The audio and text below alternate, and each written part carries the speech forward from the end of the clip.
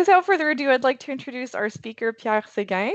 So a little bit about Pierre.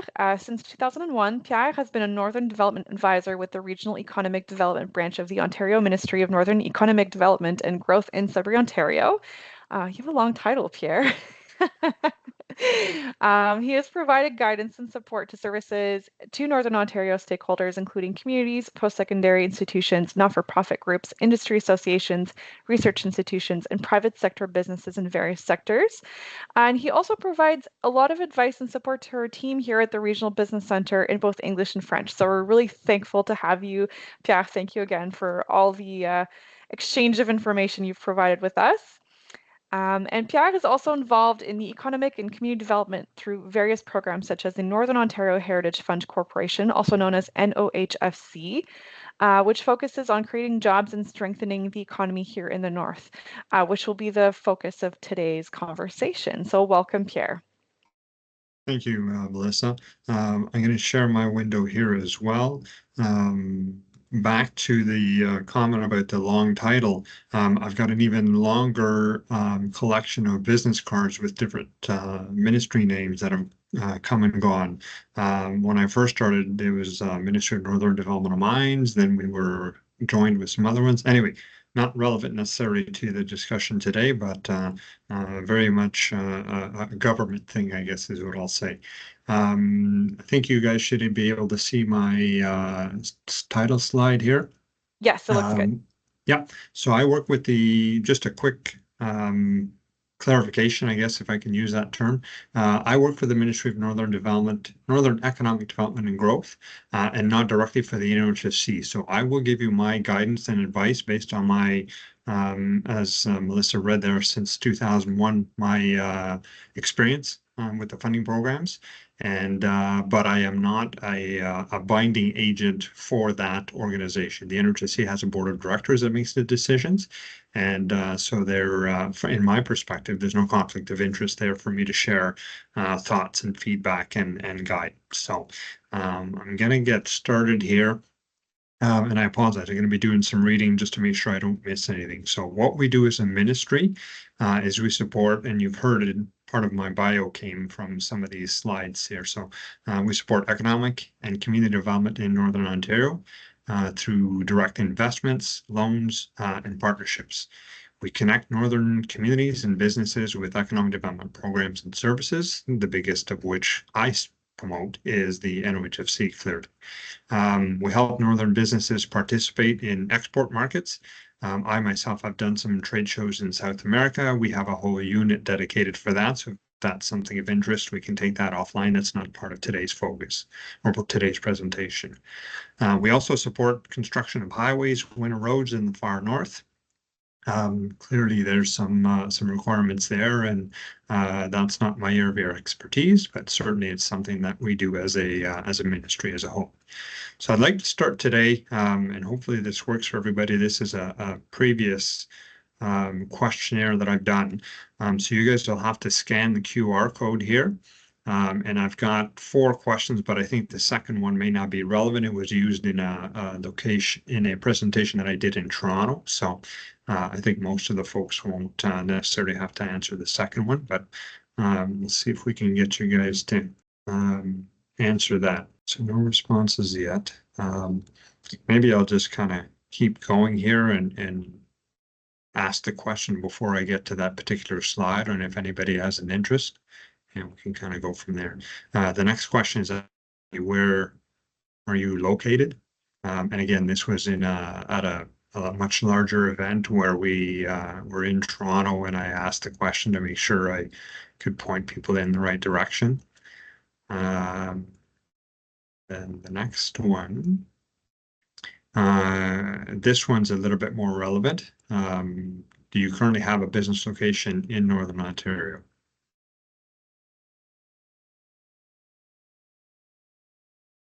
And again, I can do the presentation based on both yes and no answers. So I think I'll probably just do that because I'm not seeing anybody. And I apologize if I'm clicking you away when I hit the next question, if you can't no longer click on any of the boxes here, but The last one is about film and television, which I don't expect will have too many people involved in on this call anyway. So, okay, so let me get into the NOHFC and what we do. So who we, and I'll use we and they potentially interchangeably, I apologize. We is typically what I am also involved in. They is usually the decision-making point. So that's just a point of clarification for you. So who we serve. So for the NOHFC, Northern Ontario is defined as all areas north of and including the districts, municipal districts of Muskoka, Parry Sound, and Nipissing. So this gives you a bit of an idea here on the map.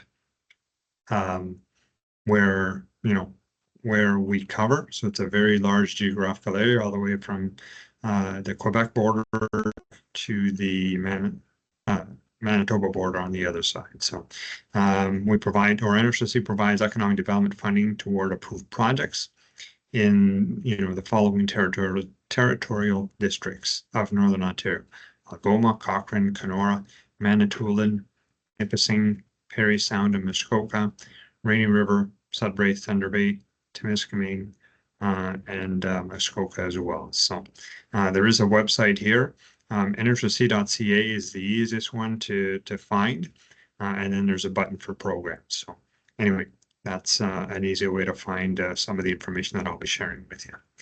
So the programs are basically divided up into 4 targeted areas, which focus on business support, community enhancement, workforce development, and cultural supports, with 8 program streams under each. So I'm going to spend most of my time for today probably under the innovation stream, but I will talk about people and talent because it is funding, which is a bit out of the ordinary, I'll call it, because they do provide funding directly for salary dollars. Most of the NOHFC programs do not include salary as eligible costs, but in this case, there's a program specifically designed for that.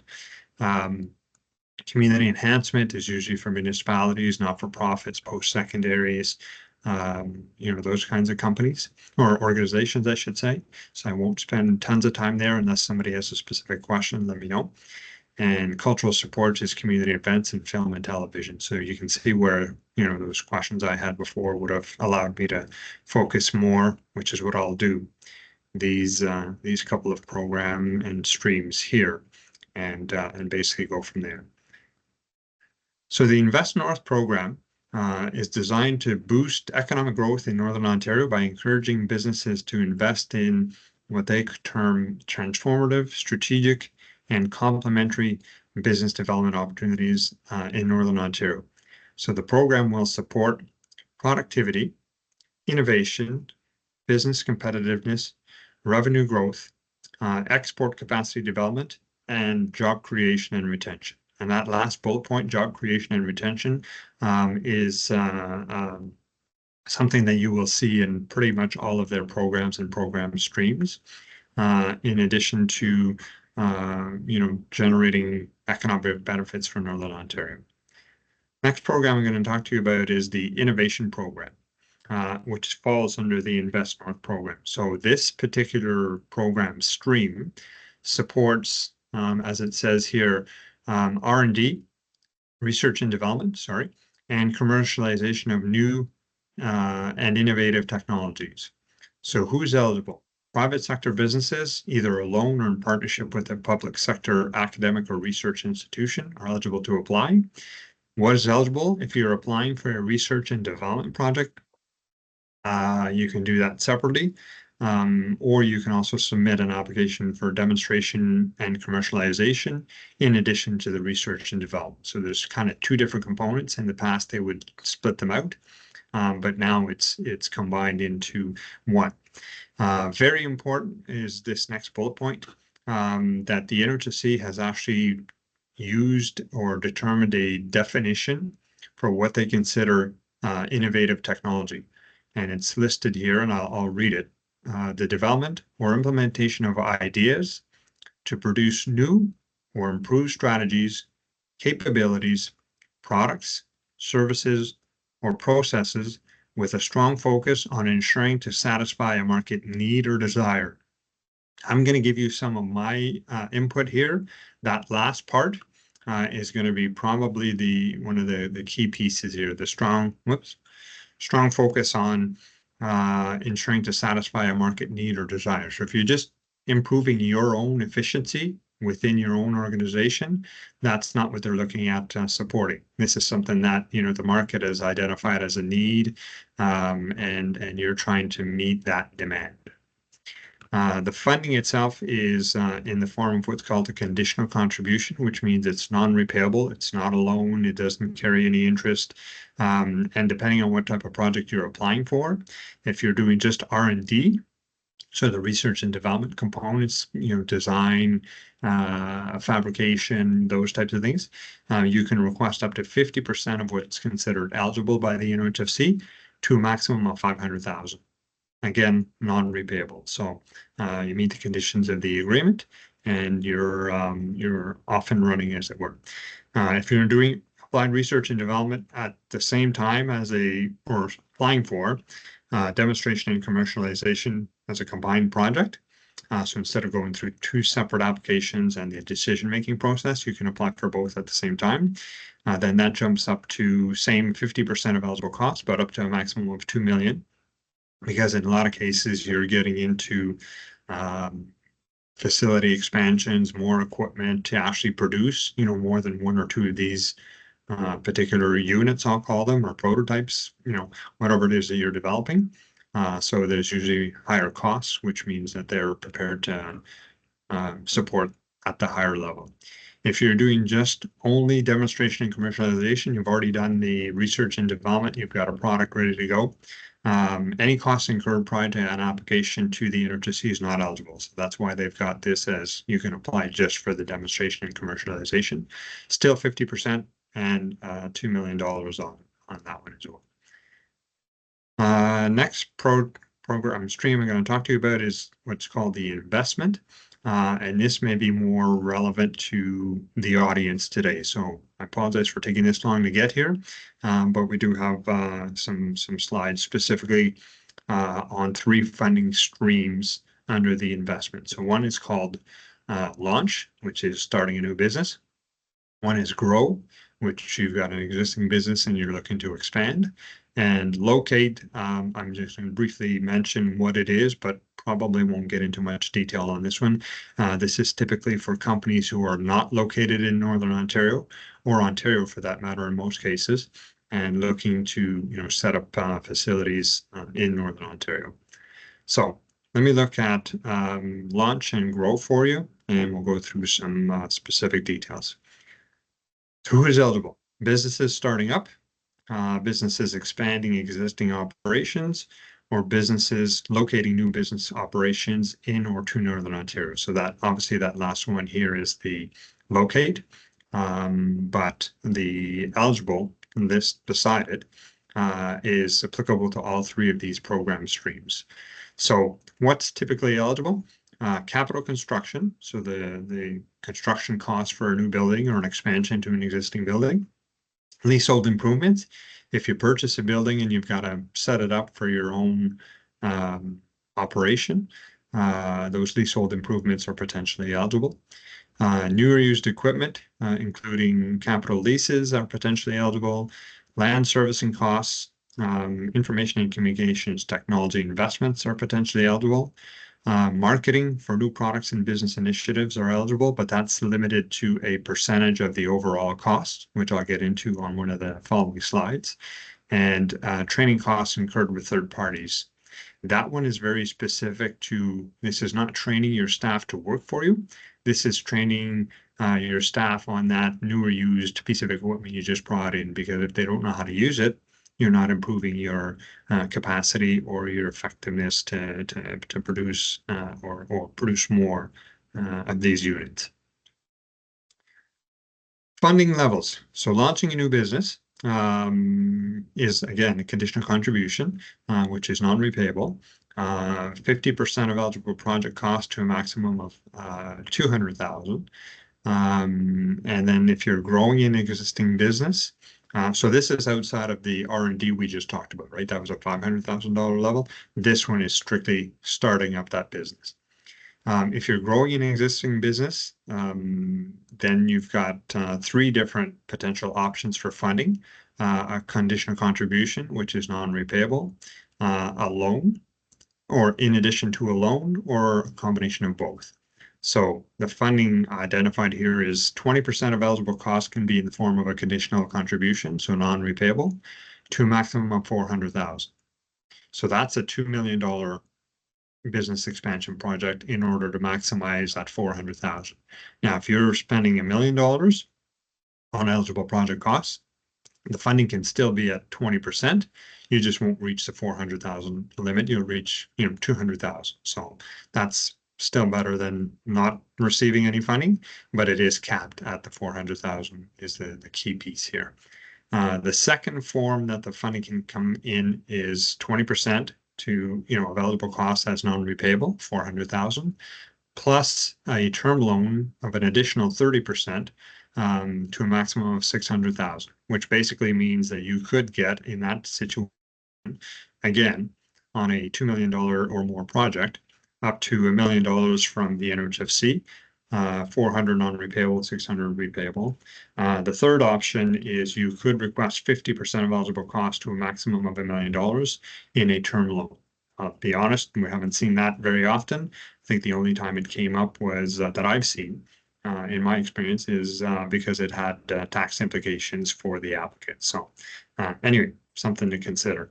And the last one there, locating a new business operation, I'll just kind of skip over that because I don't think we have too many people who fall into that. But if you do, and you want to follow up with me, I do have my contact info at the end of the presentation. And so we can take that offline.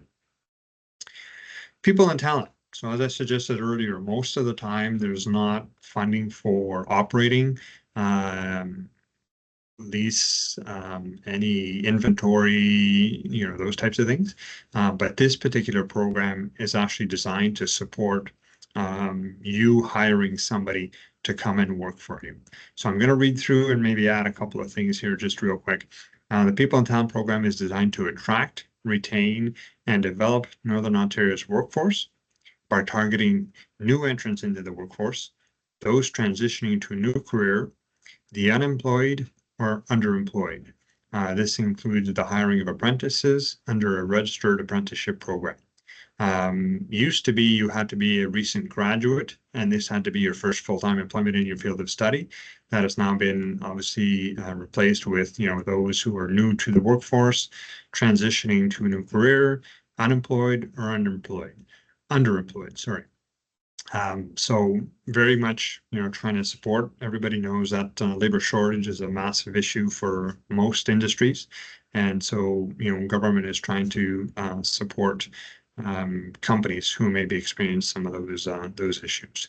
So right now there are two funding streams: the Indigenous Workforce Development, which is focusing on strengthening and developing Northern Ontario's Indigenous workforce through partnerships and business partnerships by offering internships to those Indigenous people.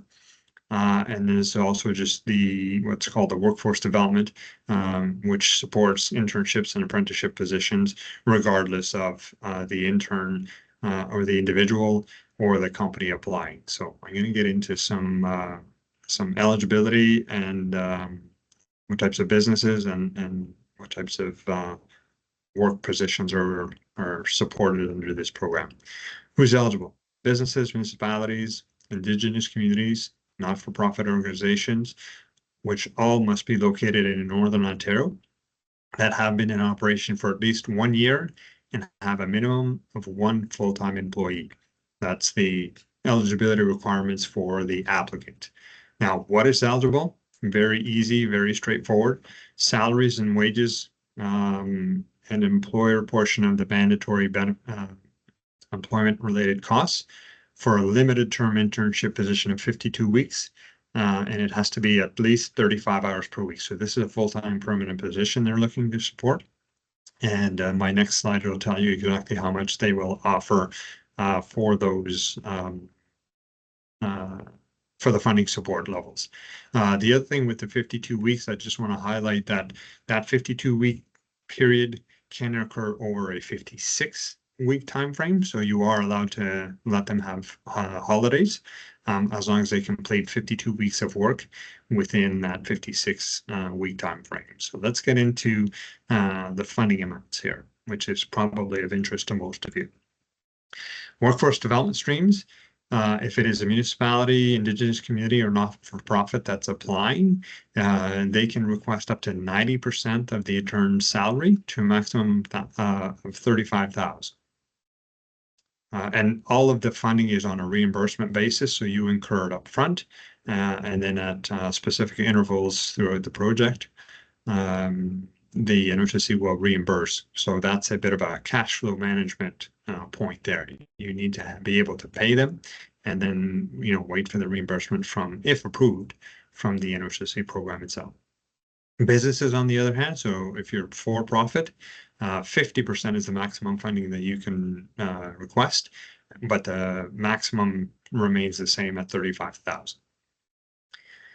If you're applying to the Indigenous workforce development stream, that one is usually open to candidates who identify as an Indigenous person, including First Nation, Métis, or Inuit.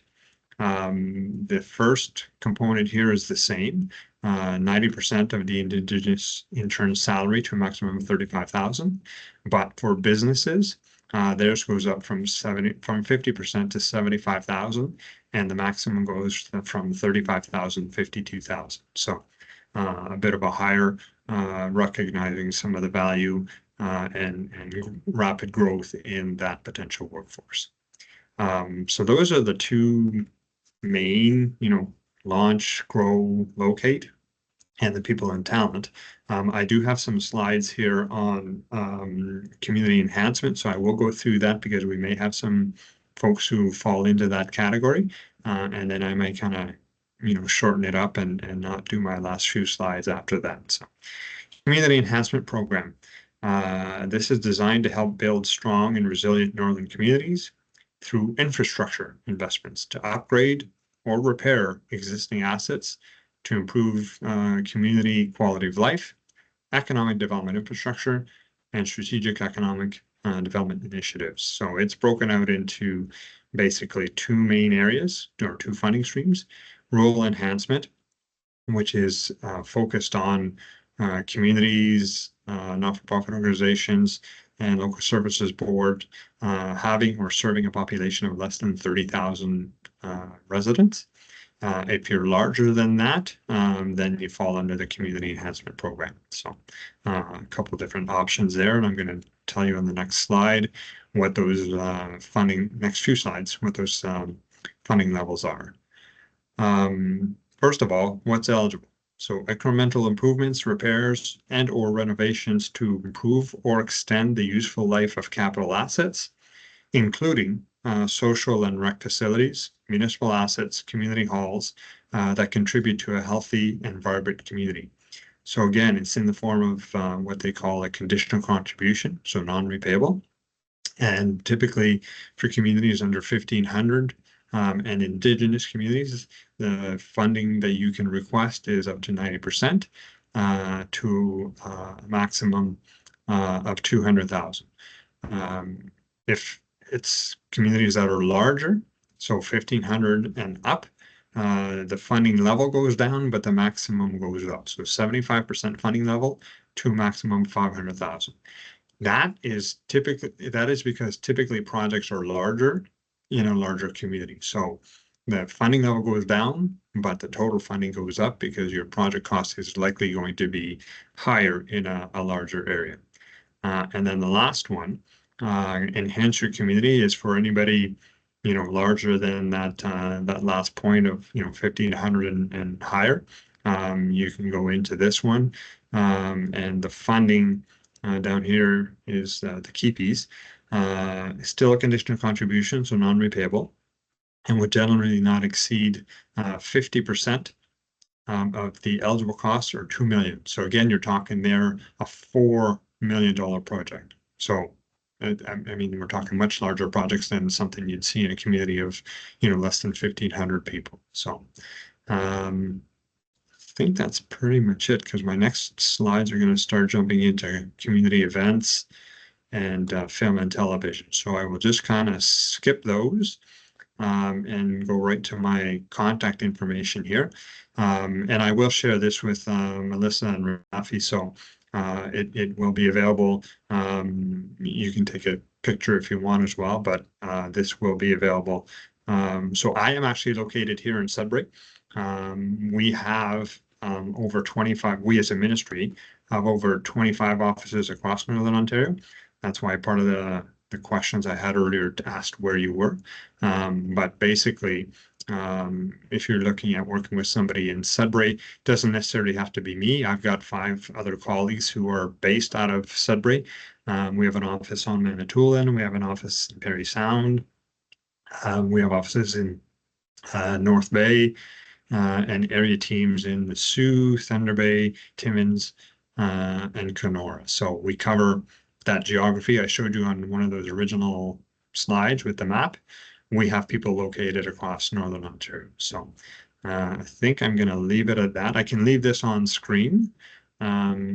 See if there are any questions. I did hear, I think, some questions coming in, Melissa, during my presentation. So I don't know if you want to Yes. go through them or.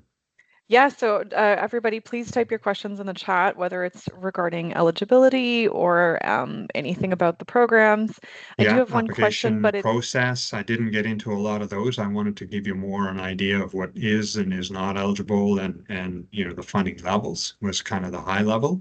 But if you have any questions on, you know, how long does it take, how many steps, any of those types of things, you know, feel free to type those away as well. And I can mm, see the chat now at this time, so I'll go in and have a yes. look. So I can go ahead and send that presentation to you, Ben, just so you have a copy of it. I have some questions for you, Pierre, Okay. while people are thinking of their questions. Yes. Um, for the for some of the streams that require to have at least one employee, Yes. would the owner count? Yes. The owner can be or is defined as the one employee. Okay. Because So, and part of that, sorry, part of that comes in because especially under the people and talent, they one of the requirements which I didn't have on my slide is that they have access to daily on-site supervision. So that's where you've got that need for at least one employee, you know, with that organization. okay, exact. Okay, perfect. So, and that does not change whether they're a corporation or sole proprietorship, right? No, that Perfect. That's great one, to know. yep, yep. Okay. Can you apply for more than one stream and receive more than one funding opportunity from NOHFC at the same time? You can, yes, and actually that's a good point specifically also for the people and talent. People and talent will allow any business or organization to apply for 2 positions at any one time. The other key piece, which I didn't write down, but I'll share with you right now, typically, and I think they have this on their website somewhere, typically they're looking at positions that require at least 6 months of schooling to be able to complete or to do that work. Like this is not designed for you know somebody answering phones or setting up meetings or those kinds of things. It's a little bit more technical than that.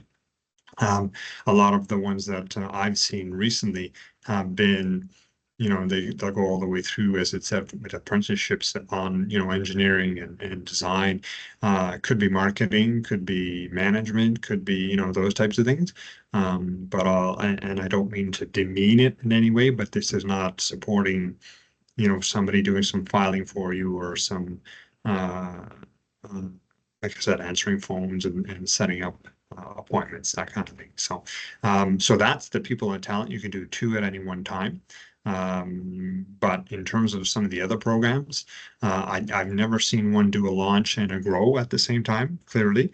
But you could do product development with a business expansion. Although you could do that as part of that joint application where they said you can combine R&D and commercialization into one.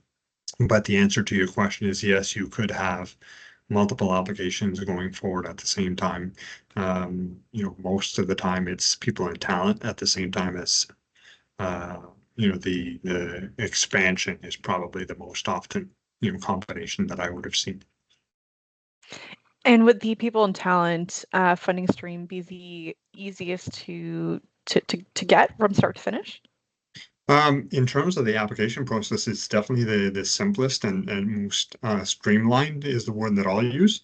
Most of the programs come with, and I'll talk to it. I said I may not spend a lot of time, but most of the other programs have two steps. The initial step is to determine eligibility. So yes or no, it meets the eligibility requirement. So it's a very quick, 3 or 4 page overview. Who are you? What are you doing? What are the benefits? What are the costs? And who are the funding sources? Once that's deemed to be potentially eligible by the NOHFC, then there's a bit of I'll call it a information request template. But I would also add to that is very similar to a business plan template, right? A lot of the same headings, a lot of the same information will be requested. And then that goes through an entire due diligence process before it goes to the board for a decision. Whereas the people and talent, you submit one application. What position are you hiring for? How much are you paying them? What's the estimated time frame? What are some of their key areas of responsibility? And that's the only thing you need. They could follow up with some additional clarification questions, but there's no eligibility determination first, when then a follow-up, template. Everything they need is online. And that's the other thing I didn't mention. The applications can be submitted online, or need to be submitted online, I should say. So you will need to create a username and password in what's called Transfer Payment Ontario. But that's a little bit more technical than I think I need to get into for today. So And as usual, if they have like any questions about the yeah, application process, they would come to you. yes, they can come through to me. The NHSC also has some details on their website. But yeah, I should be able to share any information with that. So Perfect. We do have one question here. yeah, I just saw. Yeah, we are a startup and I graduated from Laurentian University. I'm in Sudbury. Do I need all of my colleagues to be in Sudbury, like having tech partners in Toronto or at the University of Waterloo? Is that okay, or do they all have to be in Sudbury? So the short version is no, they don't all have to be in Northern Ontario or Sudbury, specifically for that matter. But only the work and activities that are being undertaken in Northern Ontario are eligible. So I don't know if that helps clarify or answer that question. If But Pierre, if they were developing something virtual, right, or yes. digital, Mhm. and there were three partners, one in Northern Ontario, does there have to be a percentage of ownership in Ontario, in Northern Ontario?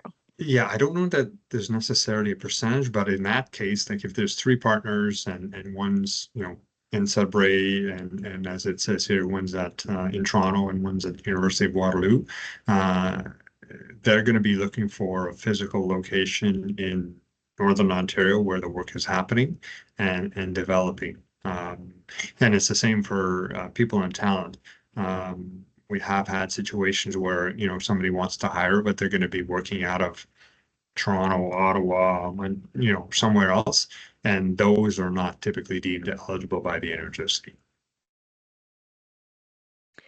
Can an address be someone's home, or does it have to have a physical building? Um, They were at one point accepting work from home, especially during COVID. But I would say right now they're trying to stay away from that type of a situation, especially with the on-site daily supervision, right? It's difficult if you're working from home to have an employee come in and work out of your home or your basement or that kind of thing. So I would say you're better to have. It probably improves your likelihood of being deemed eligible if you've got an actual location.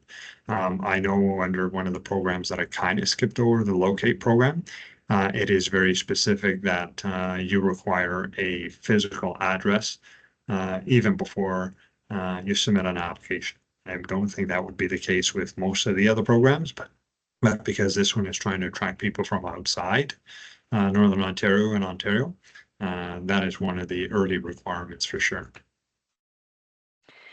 We had one question from, yes, from James. Can I get an appointment? So James, what I do, I encourage you to email Pierre um, to see if he has availability to meet with you. Otherwise, Yeah. the Regional Business Center is also happy to meet with you and talk about other like funding opportunities with you too. Yeah, this is one of, the programs that Melissa would be aware of and Rafi and everybody else who works at the Regional Business Center. So yeah, reach out if you want directly to me or to Melissa. And in some cases, we've actually done, joint meetings, right? So instead of you presenting to 3 or 4 different potential funding sources, Melissa will bring in the funding sources and you do the information sharing ones. Okay, we have one more question from Kevin. Do you give the money once or during a period of time as the business goes on? Okay, so I'm going to come back to that cash flow management piece. So you saw through some of the funding levels, it's up to 50% to a maximum of, and I mentioned that you need to incur those costs prior to being able to get reimbursement. So the money is paid out more than once or can be paid out more than once. I think the people in talent is twice. I think it's at roughly at the 6 month term and at the end of the position. So you need to be able to carry that, if you're getting the maximum 35,000, you need to be able to carry that 17.5 for, a few months at a time. On a capital construction or a startup, or an expansion, sorry, or a startup. All of the NHFC funding, once it's approved and there's a legal agreement in place, is on what's called a reimbursement basis. So if you spend $100,000, you have to submit a claim showing the invoice for 100,000, showing that you've paid for it, and then the NHFC will reimburse you at the approved funding level. I'll go 50% because that's the cap. So technically in that situation, you get $50,000. But that's not just once during the period of the project. You can submit request for reimbursement throughout the entirety of the project. I think the legal agreements, I don't have one in front of me, but I think they used to have terminology in there that said no more frequently than every 30 days. So, but they do issue repayments, and usually it's an EFT transfer twice a month. So around the middle and the end of each month. So it gives, a bit of flexibility there for, you have to allow for a couple of days for somebody to review the invoices, make sure they're eligible, make sure that, any tax is removed and that kind of thing. But no, the reimbursements are not at the end of the project. They're ongoing, and certain organizations or companies will have access to more funding than others. So that's taken into consideration as well. But we've definitely jumped ahead about 5 or 10 steps here, after the application, after a decision, after a review, there's due diligence that gets completed. And that goes into a board of directors for a decision to be made. Then a legal agreement is issued, executed, and now you start incurring costs and submit a claim. And it doesn't have to be one invoice at a time. It can be multiple invoices as long as you can show the invoice and proof of payment for those items. Great. We do have 2 more questions. One is a follow-up question from John. This was the person who had asked about partners in different parts of Southern Okay, yes.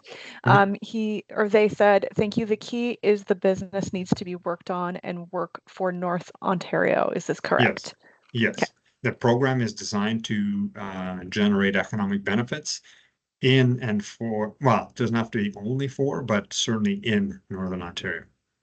Mhm. Okay, we have one question from Roxanne. I think you had mentioned, but I missed it. Does the funding window only open once your project is approved, or can you submit receipts that predate the application? So the technical terminology that they use is any costs incurred prior to application date are not eligible. So I'm going to add a little bit of my own wording to that. What I have seen most recently is it's not when a decision is made, it's once you've actually submitted that application online and it's been received by in this case, the NOHFC. So anything other than that predates the application, even if you're approved, those are not eligible. That's clearly identified. Any costs incurred prior to application date are not eligible. I didn't have that up on any of my slides, but if you go to the website, you will see that in more than one location, Roxanne. Perfect. I don't see any more questions. So thank you everybody for submitting your questions. Oh wait, we did have one more. Show the event and film. Okay. Yes, just to go back to that slide. Okay, let me go back here. Okay, well, thank you so much for today's presentation. As always, we really appreciate your time, Pierre. I think everything that you share is very valuable, and we're really thankful that there's these opportunities for us here in Northern Ontario, which make a really big difference. So thank you again. I appreciate the time and the opportunity to present. As you kind of alluded to, you guys have more tools that you can offer some of these folks as well. But certainly, this is one of the bigger ones in terms of the typically, the funding levels. So I do have some counterparts at the federal level. If anybody's ever interested, especially the people and talent, like bringing in staff, you cannot get government funding from multiple sources for the same individual. But as I said before, we have a max of two. I believe FedNor has also an additional max of two if they're separate positions. So keep that in mind as you're planning ahead. Love that. Perfect. Thank you so much. Have a great day, everybody. Thanks, everybody. Appreciate it.